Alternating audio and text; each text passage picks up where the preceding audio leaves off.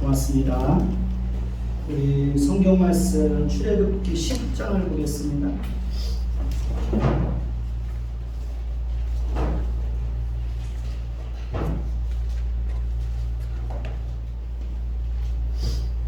출애굽기 10장 1절부터 3절까지 읽겠습니다.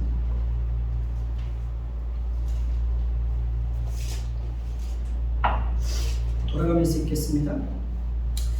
여호와께서 모세에게 이르시되 바로에게로 들어가라. 내가 그의 마음과 그의 신하들의 마음을 완강하게 하는 나의 표징을 그들 중에 보이기 이함이며 내가 그들에서 행한 일 그리고 내가 그들 가운데서 행한 표징을 내 아들과 내 자손이 이에 전하기 위함이라.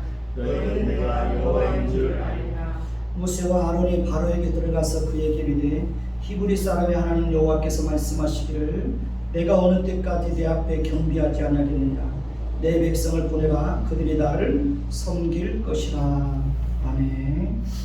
우리 서로 한번 인사 한번 해보십시다. 참 잘하셨습니다.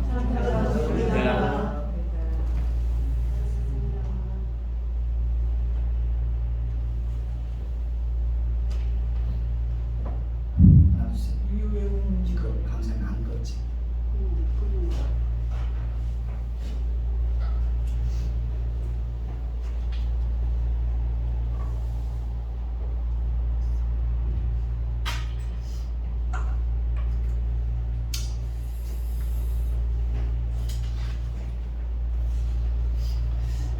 오늘은 8번째 재앙인 메뚜기 재앙에 대해서 살펴보도록 그렇게 하겠습니다. 우리 강현숙 집사님 얼굴이 강명구 강사님한테 가려져요.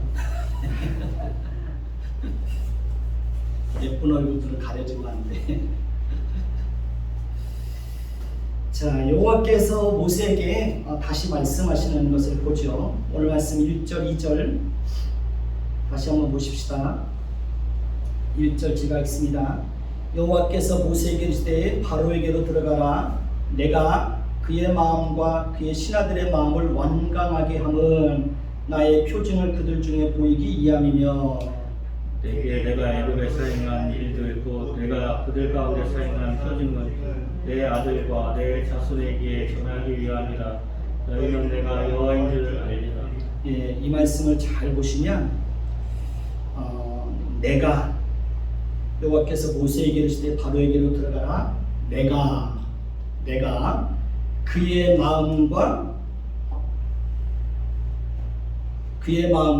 그의 신하들의 마음을 완강하게 함은 이렇게 말하고 있죠. 이 말씀에서 이 말씀은 하나님께서 일부러 바로와 신하들의 마음을 완악하고 강팍하게 하셨다는 말씀이 아니죠. 그죠? 이 말씀은 하나님께서 그들이 완악하고 강팍한 마음대로 행하도록 어떻게 하셨다는 거예요? 내버려 두셨다. 그런 의미가 됩니다. 하나님께서 그들 마음대로 행하도록 내버려 두신 것입니다. 사람은 누구나 할 것 없이 하나님께서 은혜를 베풀어 주지 않으면, 하나님께서 특별한 은혜를 베풀어 주지 않으면 사람은 누구나 할 것 없이 어떻게 살아갈까요? 부패하고 타락한 본성을 따라서 살아가게 됩니다. 하나님이 내버려 두면 인간은 누구나 할 것 없이 완악하고 강팍한 마음을 가지고 살아갑니다. 그리고 마음에 누구를 두기를 싫어할까요? 마음에 하나님 두기를 싫어합니다. 교만한 마음을 가지고 살아갑니다. 거역하고 거스르면서 살아갑니다. 하나님이 내버려 두면 누구나 할 것 없이 하나님과 상관없이 그냥 자기 고집대로 살아갑니다. 또 설령 하나님의 말씀을 듣는다고 해도 순종하는 것을 거부합니다. 하나님의 말씀을 듣는다고 해도 지키는 일에는 별로 관심이 없습니다. 실제로 교회 안에 들어와서 말씀을 듣지만 지키는 일에 별로 관심이 없는 사람들이 있습니다.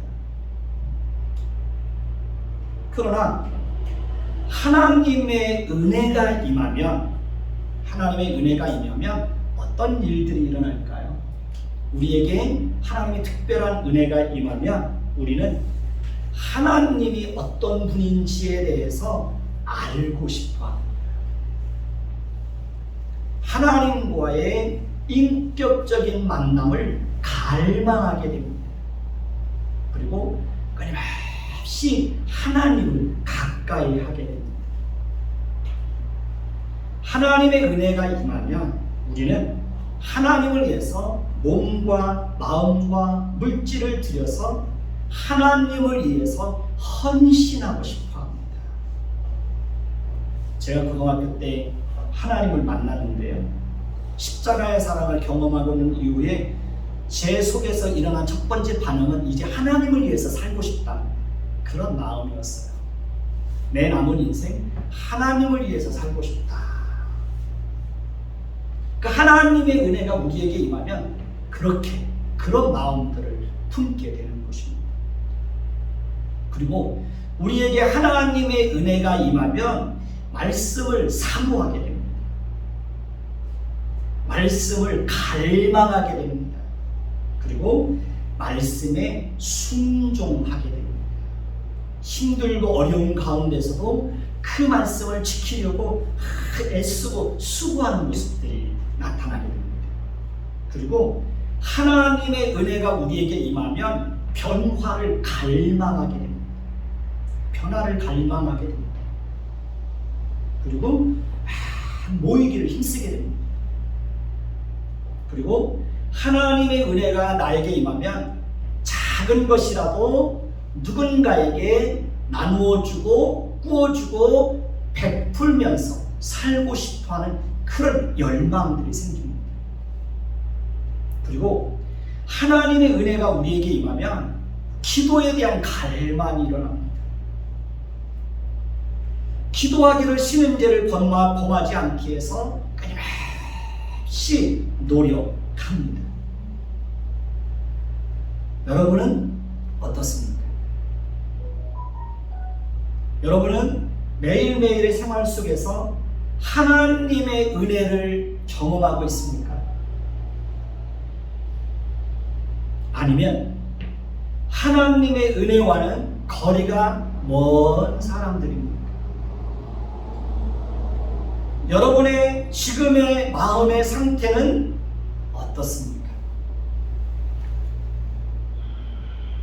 여러분은 하나님의 은혜에 대한 갈망이 있습니까? 지금 이 시간 이 자리에 나와서 예배를 드리고 있는데요. 여러분 속에 하나님의 은혜에 대한 갈망이 있나요? 말씀에 대한 그 갈망이 있나요? 하나님의 은혜를 사모하고 있나요? 하나님과의 만남을 갈망하고 있나요? 그리고 여러분들 속에 기도에 대한 갈망이 있나요?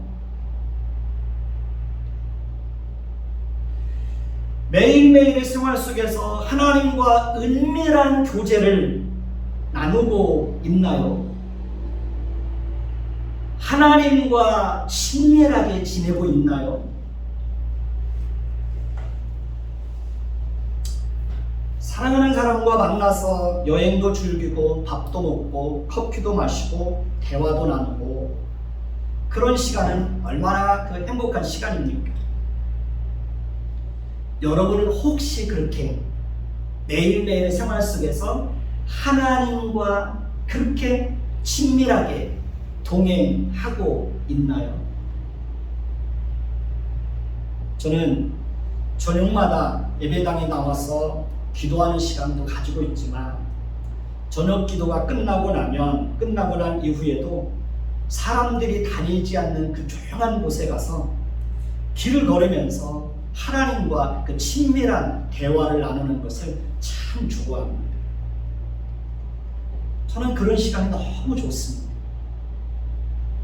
길을 걸으면서 사람들이 다니지 않는 그 조용한 거리에 가서 조용히 길을 걸으면서 하나님과 소통하고 하나님과 대화하고 하나님께 내 사정을 말하고 그런 시간들이 너무 귀합니다.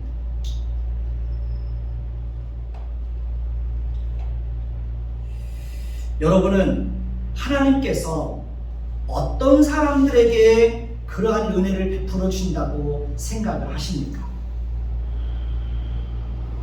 하나님은 하나님의 은혜를 사모하는 사람들에게 그러한 은혜를 베풀어 주십니다. 우리가 온 마음으로 하나님을 찾을 때 하나님께서 우리에게 찾아와 주십니다. 우리가 온 마음으로 하나님을 구할 때 하나님께서 우리를 만나 주십니다. 예레미야 29장 13절 잘 알고 있죠? 너희가 온 마음으로 나를 구하면 나를 찾을 것이요 나를 만나리라. 하나님은 그렇게 온 마음으로 하나님을 찾고 하나님을 구하는 사람들에게 찾아와 주시고 하나님은 그런 사람들을 만나 주신다는 거예요. 저는 저와 여러분들이 그렇게 온 마음으로 하나님을 찾고 하나님을 구하고 그래서 여러분들의 그 삶 속에서 구체적으로 역사하시는 그 하나님의 손길들을 그렇게 풍성하게 경험하며 살 수 있기를 예수님의 이름으로 축원해 드리겠습니다. 하나님은 성실하게 기도하는 사람들에게 하나님 응답해 주시는 겁니다. 하나님은 말씀을 사모하는 자들에게 깨닫는 은혜를 주십니다. 저는 이 시간에도 여러분들이 말씀을 사모하는 마음으로 말씀을 듣기를 원합니다. 하나님은 말씀을 따라서 성실하게 살고 싶어하는 사람들에게 말씀에 순종할 수 있는 은혜를 주십니다. 하나님은 우리가 나누어주고 꾸어주고 베푸는 삶을 살고 싶어 할 때 우리에게 그렇게 살 수 있는 은혜를 주십니다. 하나님은 심는 자에게 심을 것을 주사 더 풍성하게 심게 하시는 분이 하나님이십니다. 내 마음속에 심고 싶은 마음이 없어요. 나누고 꾸어주고 베풀고 싶어하는 마음이 없어요. 근데 하나님께서 우리에게 그렇게 살 수 있는 은혜를 줄까요? 나누어주고 꾸어주고 베푸는 삶을 살게 하실까요? 내 마음속에 그런 마음이 없는데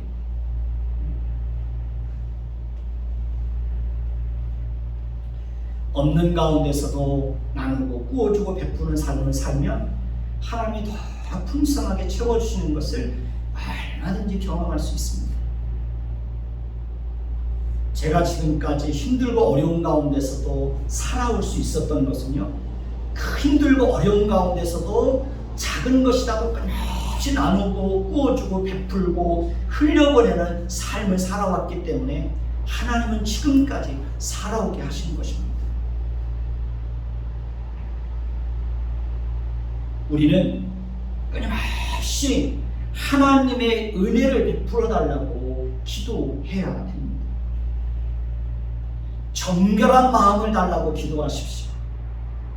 정직한 마음을 달라고 기도하십시오.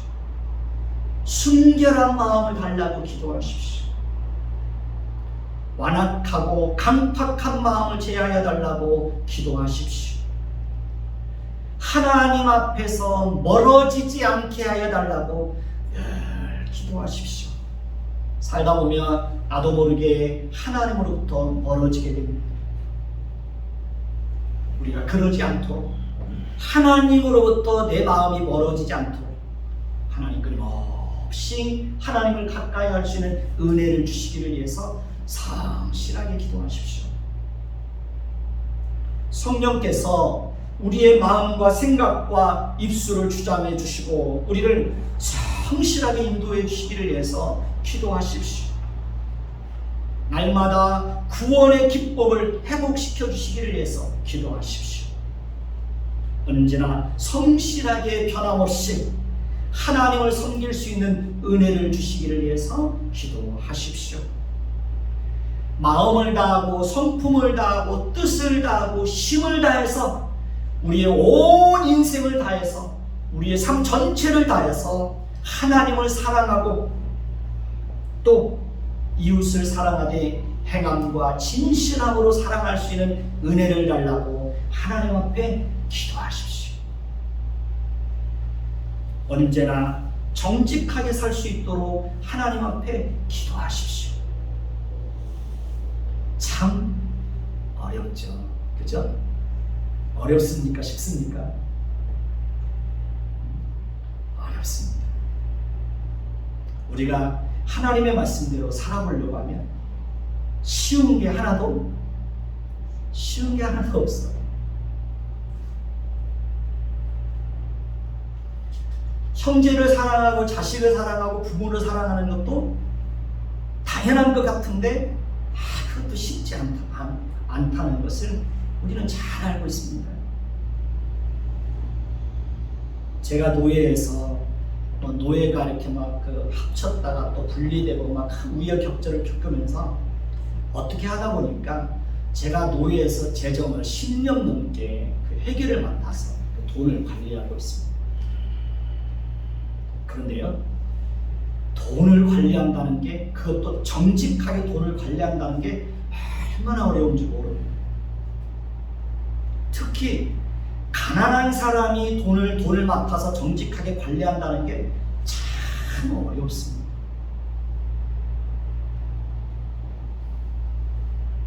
가난한 사람이 돈을 관리하다 보니까요, 끊임없이 탐심이 생겨요.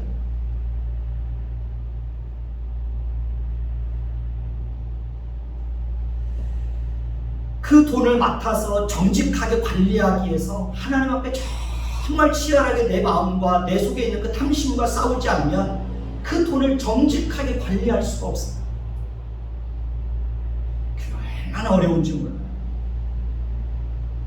가진 사람들이야 돈 관리하는 게 쉽지만요, 가진 사람도 돈에 대해서 돈을 사랑하는 건 누구나 똑같으니까요. 특히 없는 사람이 돈을 관리하는 건 정말 어렵더라고요. 참 어렵습니다. 항상 정직하게 산다는 것도 정말 어렵죠. 그죠? 어렵습니까? 쉽습니까? 참 어렵습니다. 살아보면 알지만요, 항상 모든 일에 정직하게 산다는 것 참 어렵습니다. 그리고 아무리 정직하게 산다고 해도 온전히 정직하게 산다는 것은 제가 볼 때 그것은 정말 어렵고 불가능한 일이라고 그렇게 생각을 합니다. 참 어렵습니다. 그래서 우리에게는 날마다 하나님의 은혜가 절실하게 필요한 것입니다. 그러니까 끊임없이 하나님의 은혜가 우리에게 풍성하게 임하면 우리의 힘으로 할 수 없는 일들을 할 수 있는 힘이 생깁니다. 그렇죠? 그러지 않습니까? 하나님의 은혜가 우리에게 끊임없이 임하면 우리의 양심이 살아있고, 그래서 우리의 양심이 바르게 반응하고 우리의 의식이 살아있어서 작은 일에도 정직하게 행할 수 있습니다.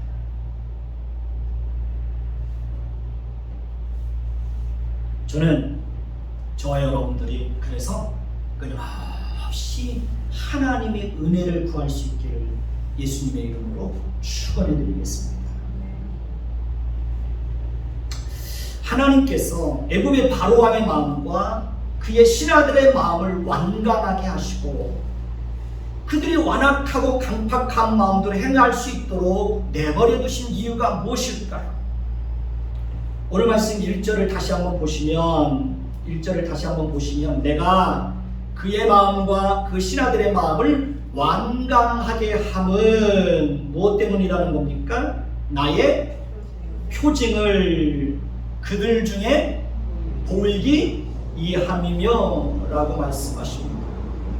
그러니까 하나님은 그들이 완악한 마음대로 행하도록 내버려 두시고, 하나님은 계속해서 하나님이 어떤 능력과 권세와 위엄을 가지고 계신 분인지를 드러내기 위해서 여러 가지 재앙들을 내렸습니다. 우리가 지금까지 살펴본 대로 피재앙, 개구리 재앙, 이재앙, 가축의 재앙, 독종의 재앙, 우박의 재앙을 내리셨습니다. 그리고 하나님은 또 앞으로 이제 우리가 살펴보겠지만 메뚜기 재앙, 흑암의 재앙, 장자의 재앙, 또 홍해가 갈라지는 그런 놀라운 일들을 행하셨습니다.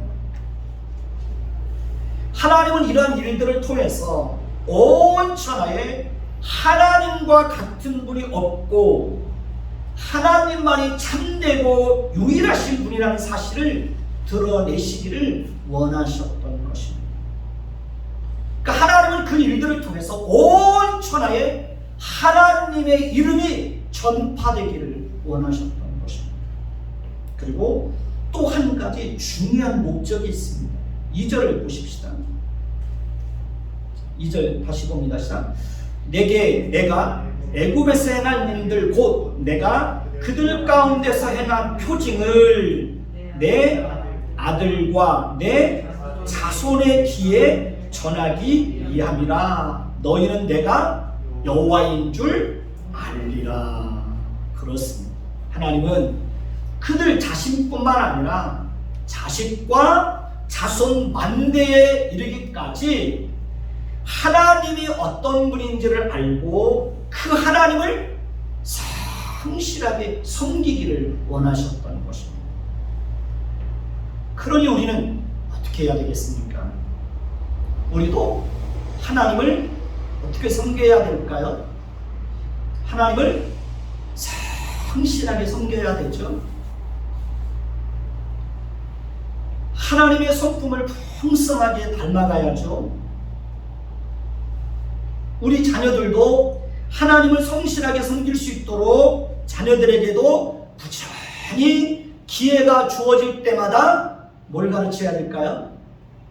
하나님의 말씀을 가르쳐야 되겠죠. 왜 하나님을 섬겨야 되는지, 왜 예수를 믿어야 되는지 끊임없이 자녀들을 설득해야 되겠죠. 믿음의 대가가 끊어지지 않도록 하여달라고 하나님께 성실하게 기도해야 되겠죠. 자녀들에게 믿음의 본을 보여주어야 되겠죠.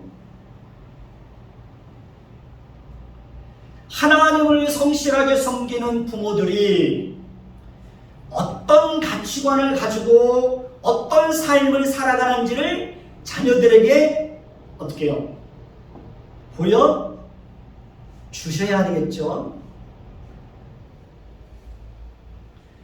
사람과의 관계가 어렵게 되었을 때 그 관계를 회복하기 위해서 그리스도인으로서 어떻게 노력하는지를 자녀들에게 보여주셔야 되겠죠. 우리는 우리의 삶을 통해서 무엇이 더 중요하고 우선되고 가치 있는 것인지를 자녀들에게 어떻게 해야 돼요? 가르치고 보여주셔야죠. 우리는 자녀들에게 우리가 어떻게 하나님을 의지하며 사는지, 우리가 어떻게 하나님을 예배하며 사는지, 우리가 어떻게 하나님의 말씀을 따라서 사는지를 자녀들에게 보여주셔야죠. 우리는 자녀들에게 하나님께서 우리에게 주신 물질을 어떻게 사용하는지를 가르쳐 주셔야죠. 저는 하나님께서 이렇게 저에게 물질을 채워주시면 그 물질을 어떻게 사용했는지를 가족 카톡방에다 올립니다. 어떻게 나눴는지, 어떻게 베풀었는지, 그것을 통해서 자녀들이 물질을 어떻게 사용해야 되는지, 어떻게 나누고 베푸는 삶을 살아야 되는지를 가르쳐주는 겁니다. 자녀들에게 나누어주고 베푸는 삶이 무엇인지를 보여줘야 됩니다. 보여줘야 돼요. 제가 그랬잖아요. 한 손은 움켜쥐고 한 손은 펴고 그렇게 사는 삶이 무엇인지를 자녀들에게 보여주셔야 됩니다.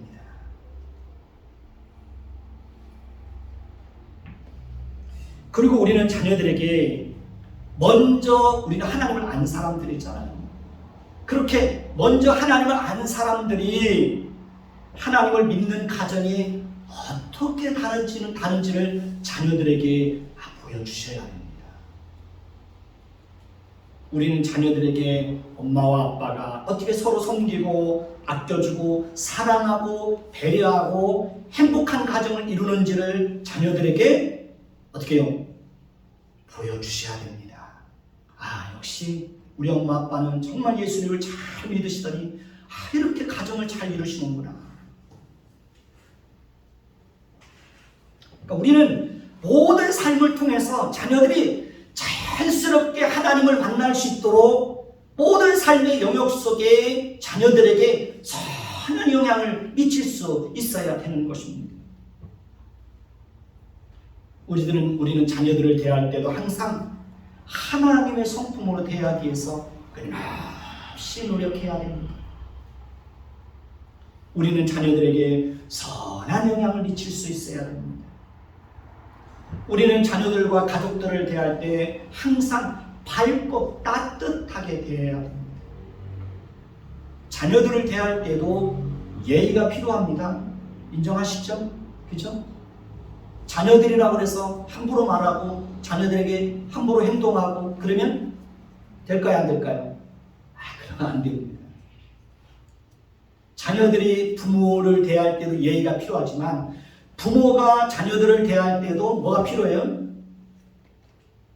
예의가 필요한 겁니다. 자녀들이라고 해서 자기의 소유물처럼 그렇게 인식하고 자녀들이라고 해서 자기가 마음대로 해도 된다는 그런 인식은 올바른 게 아니죠. 자녀들을 대할 때도 예의가 필요합니다. 자녀들의 생각과 결정을 늘 존중해 줘야죠. 우리는 자녀들에게 신앙의 유산을 물려주는 것이 가장 중요하고 우선되고 가치 있는 것이라는 것을 우리는 기억해야 합니다. 그러나 어느 것 하나 쉬운 것이 없습니다. 참 어렵습니다. 그래서 우리에게 날마다 뭐가 필요한 거예요? 하나님의 은혜가 필요한 거예요. 하나님의 은혜가 필요한 거예요. 솔직히 우리는 우리 자신뿐만 아니라 우리 자녀들도 하나님의 은혜가 아니면 스스로의 힘으로 인생을 살아갈 수 없습니다.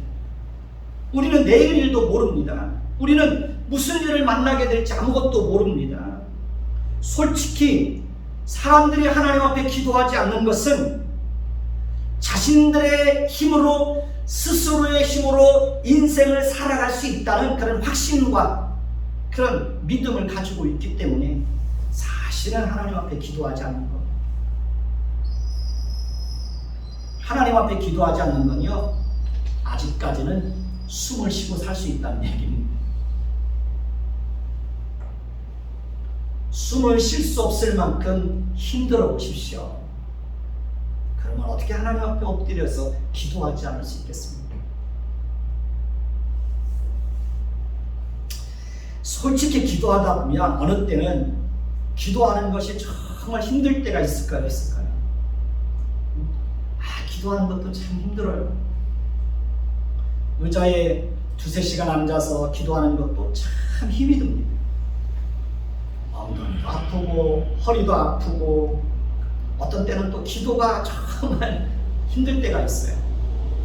그럴 때는 문득 저도 모르게 이런 생각이 들 때가 있어요. 하나님의 도움이 없이도 내 스스로의 힘으로 인생을 살아갈 수 있는 형편이 되면 얼마나 좋을까. 아무런 근심도 걱정이 없이 살 수 있으면 얼마나 좋을까. 교회나 내 자신이나 건강이나 자녀나 물질 때문에 걱정할 일이 없으면 얼마나 좋을까. 그러면 이렇게 밤낮 하나님 앞에 나와서 기도하지 않아도 될 텐데. 솔직히 어떤 때는요, 저도 모르게 그런 생각이 문득 들어올 때가 있어요.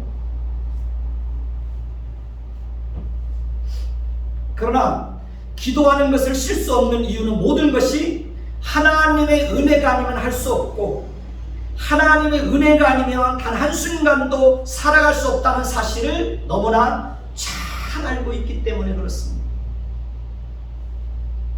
말씀을 준비하고 전하는 것도 하나님의 은혜가 아니면 제 스스로의 힘으로 할 수 없다는 것을 저는 잘 알고 있습니다. 제가 아무리 말씀을 잘 준비해서 여러분들에게 말씀을 전한다고 해도 하나님께서 여러분들에게 은혜를 베풀어 주지 않으면 여러분들이 은혜를 받을 수 없다는 사실을 저는 잘 알고 있습니다. 교회도 하나님의 은혜가 아니면 살아남을 수 없다는 사실을 저는 잘 알고 있습니다. 하나님의 은혜가 아니면 우리는 언제라도 사탄의 유혹에 넘어져서 시험에 들 수 있다는 것을 잘 알고 있습니다. 하나님의 은혜가 아니면 우리는 언제라도 하나님으로부터 멀어질 수 있고 마음이 완악하고 강팍해질 수 있다는 것을 잘 알고 있습니다. 하나님의 은혜가 아니면 우리는 언제라도 부패한 본성을 드러내고 지혜에 빠질 수 있다는 것을 저는 잘 알고 있습니다. 우리 자녀들도 하나님의 은혜가 아니면 살아갈 수 없다는 것도 잘 알고 있습니다. 하나님의 은혜가 아니면 우리에게 미래와 행복이 없다는 것도 잘 알고 있습니다. 모든 주권은 누구에게 있습니까? 모든 주권은 하나님에게 있는 것입니다. 사무엘상 2장 6절에서 7절을 보면 여호와는 죽이기도 하시고 살리기도 하시고 무덤에 내리기도 하시고 올리기도 하시는도다. 여호와는 가난하게도 하시고 부하게도 하시며 낮추시기도 하시고 높이기도 하시는도다 라고 말하고 있습니다. 잠언 16장 9절을 보면 사람이 마음으로 자기의 길을 계획할지라도 그의 걸음을 인도하시는 이는 누구예요? 여호와시다 라고 말씀하고 있습니다. 잠언 27장 1절을 보면 너는 내일 일을 자랑하지 말라. 하루 동안에도 무슨 일을 만날는지 내가 알 수 없다 라고 말씀을 합니다. 성경은 이렇게 모든 주권이 하나님께 있다는 사실을 말씀하고 있습니다. 그리고 우리는 끊임없이 한계에 부딪힐 수밖에 없는 존재입니다. 안철수 씨는 재산이 얼마나 많을까요? 안철수 씨는 재산이 1,500억이 넘는다고 그런 것 같아요.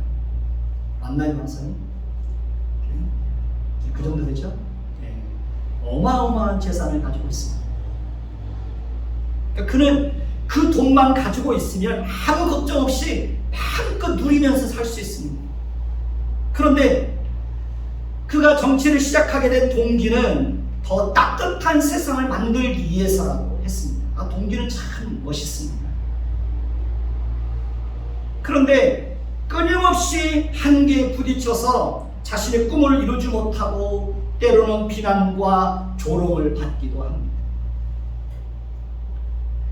아무리 그가 도덕적으로 흠이 없고 능력이 뛰어난 사람이라고 해도 번번이 한계를 극복하지 못하고 무너지고 또 무너지고 누구만 떠나 철수하고 또 철수하고 그런 모습을 보여줍니다.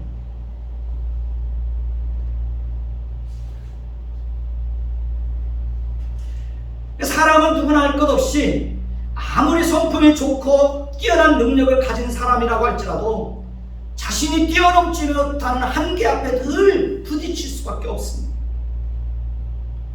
사람에게 닥치는 불행이라는 것도 순식간에 찾아오는 것입니다. 그러니 우리가 어찌 아무리 많은 것을 가지고 있고 아무것도 걱정하지 않아도 되는 상황에 놓여 있고 설령 하나님의 도움이 없이도 얼마든지 살 수 있는 그런 중앙 속에 놓여 있다고 할지라도 우리가 어떻게 하나님 앞에 기도하는 것을 쉴 수 있겠습니까? 우리가 어찌 하나님의 은혜를 구하지 않을 수 있겠습니까? 솔직히 믿음이라는 것도 저절로 자라지 않는 겁니다. 믿음은 들으면서 난다고 했습니다. 말씀을 부지런히 들어야 믿음도 자라는 겁니다. 하나님께서 우리에게 한때 은혜를 베풀어 주셨어도 그 은혜는 저절로 지켜지는 게 아닙니다. 기도하는 것도 절대로 저절로 되어지지 않습니다. 믿음을 지키고 하나님께서 우리에게 베풀어 주신 은혜를 간직하고 기도하는 것도 끊임없이 힘쓰고 애쓰고 수고하지 않으면 자기도 모르는 사이에 어떻게 됩니까? 다 무너지고 잃어버리게 됩니다. 좋은 습관을 갖는 것도 정말 어렵고 힘들고 시간이 많이 걸리지만 그 좋은 습관을 유지하고 지키는 것도 참 어렵습니다.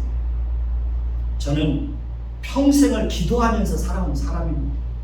그래도요, 그 습관을 유지하는 게 얼마나 힘든지 모릅니다. 코로나가 시작되고 난 이후에는 거의 3년 가까이 토요일과 주일에도 새벽 기도를 쉬지 않았습니다. 그런데 3주 전에는 주일날 새벽에는 조금 늦게 일어나서 집에서 기도를 하고 예배당을 나오지 않았습니다. 어차피 또 예배 드리러 나와야 되니까요. 장꾀를 부린 거죠. 그런데 한번 그 습관이 무너지니까 3주째 주일 새벽에는 조금 늦게 일어나게 되고, 그러다 보니까 편리를 따라서 집에서 기도하고 또 가서 예배 드려야 되니까 집에서 기도해야지 라고 그렇게 습관이 점점 무너지는 겁니다. 그러니까 3년 동안 그렇게 열심히 지켜온 습관인데도 저도 모르게 한번 무너지니까 또 무너지고 또 무너지는 겁니다. 그래서 오늘 아침에는 그 습관을 다시 유지하기 위해서 오늘 새벽에는 큰맘 먹고 다시 예배당에 나와서 기도를 했습니다. 어느 것 하나 쉬운 게 있다 없다? 쉬운 게 없습니다. 기도하는 게 쉬우면 사람들이 누구나 다 와서 그렇게 기도하겠죠. 다 어렵습니다. 그래도 우리가 살기 위해서 무너진 습관들을 회복해야 됩니다. 기도하는 습관도 회복해야 됩니다. 금요 기도에 나와서 기도하는 것도 회복해야 됩니다. 주일 저녁에 모여서 함께 말씀을 암송하고 말씀을 붙잡고 기도하는 훈련도 우리 다시 또 회복해야 됩니다. 우리가 하나님의 성품을 따라서 살아가는 것도 우리 안에 있는 부패한 본성과 끊임없이 싸우지 않으면 하나님의 성품을 드러내면서 살아갈 수가 없습니다. 오늘 말씀 3절을 보십시다. 3절 같이 봅니다. 시작. 모세와 아론이 바로에게 들어가서 그에게 이르되 히브리 사람의 하나님 여호와께서 말씀하시기를 내가 어느 때까지 내 앞에 경배하지 않겠느냐. 내 백성을 보내라. 그들이 나를 섬길 것이니라.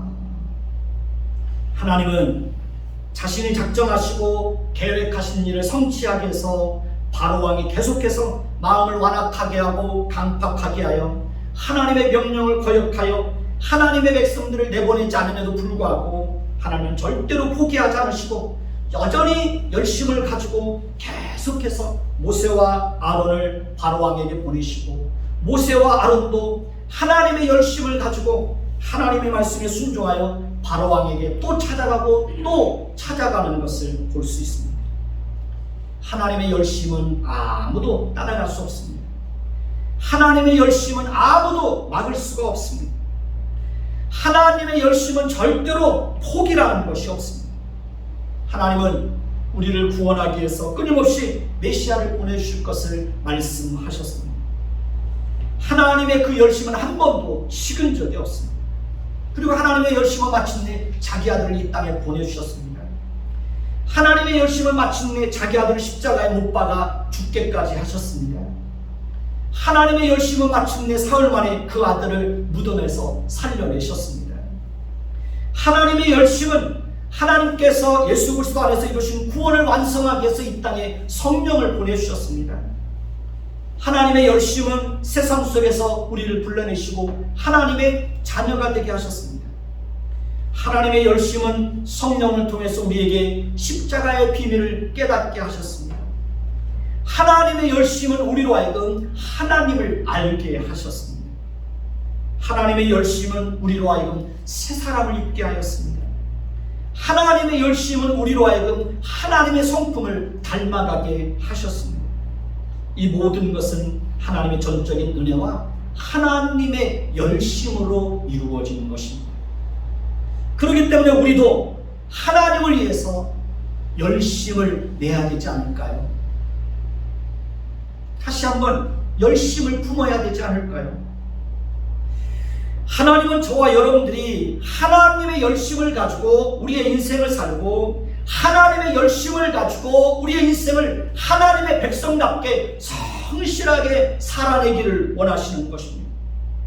하나님은 저와 여러분들이 하나님의 열심을 가지고 하나님의 백성답게 거룩하고 정직하고 구별되게 그렇게 살기를 원하십니다.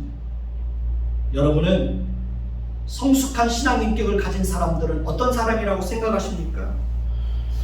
성숙한 신앙 인격을 가진 사람은 인생의 방향을 하나님께로 정했으면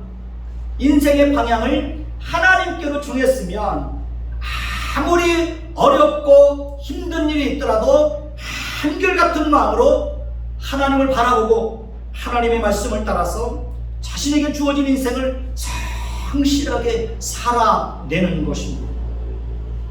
비가 오나 눈이 오나 바람이 부나 언제나 어떤 어려움이 있든지 하나님만 바라보고 사는 사람이 어떤 사람일까요?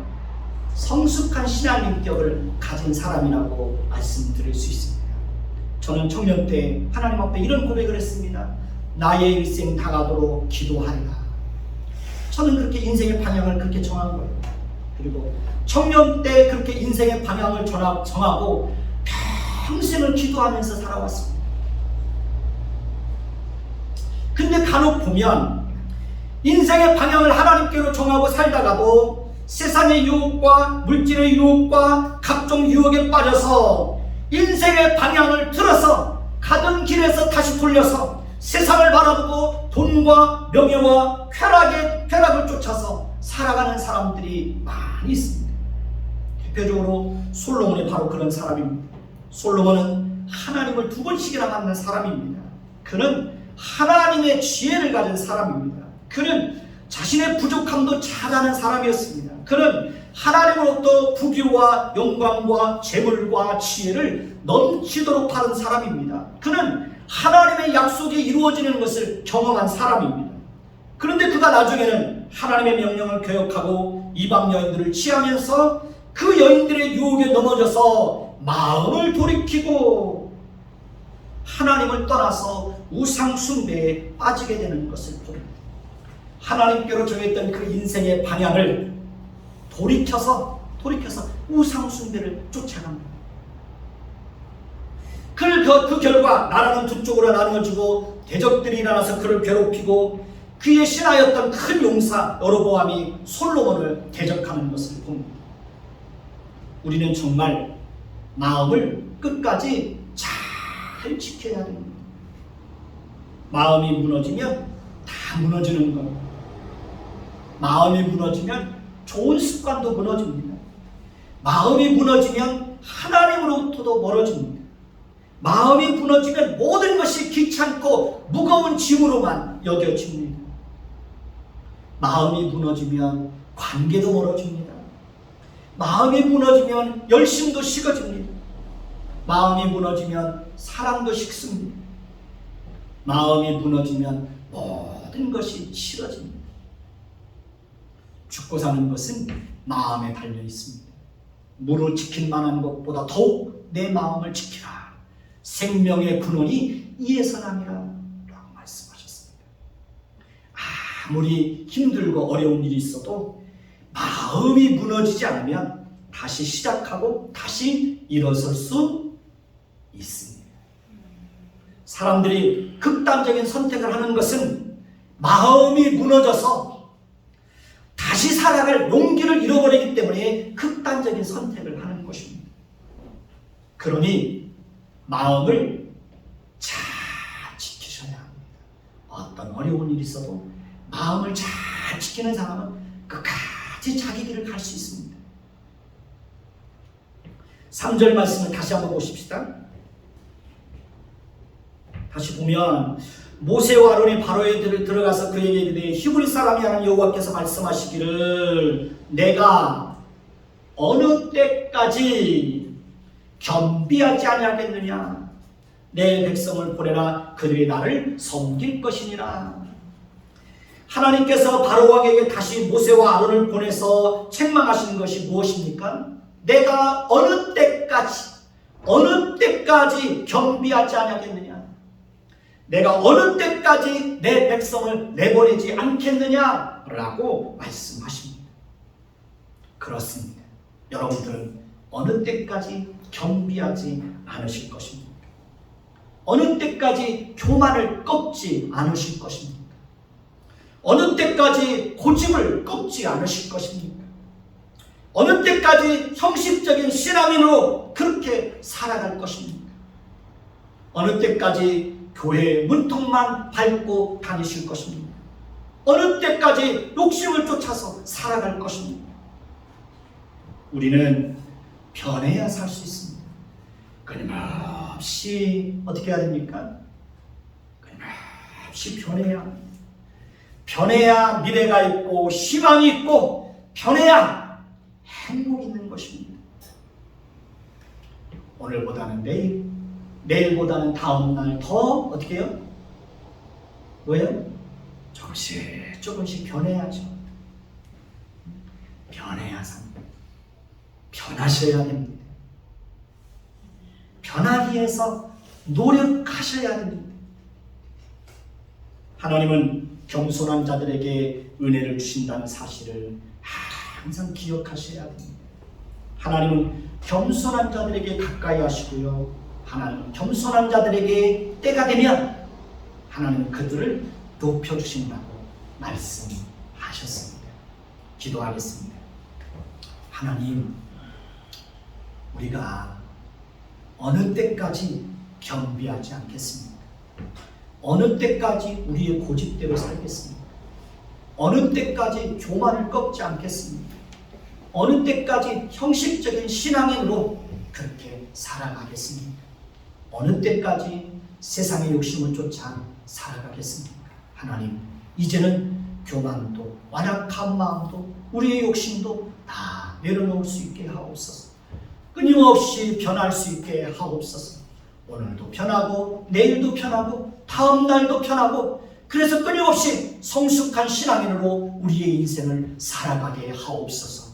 우리의 인생의 방향을 하나님께로 정하고 그렇게 하나님만 바라보며 하나님을 의지하기로 살기로 우리의 인생을 정하였다면 끊임없이 그렇게 우리의 인생의 방향을 따라서 하나님 성실하게 섬기며 살아갈 수 있도록 주여 우리에게 은혜를 베풀어 주옵소서. 예수 그리스도의 이름으로 감사하며 기도드립니다. 아멘.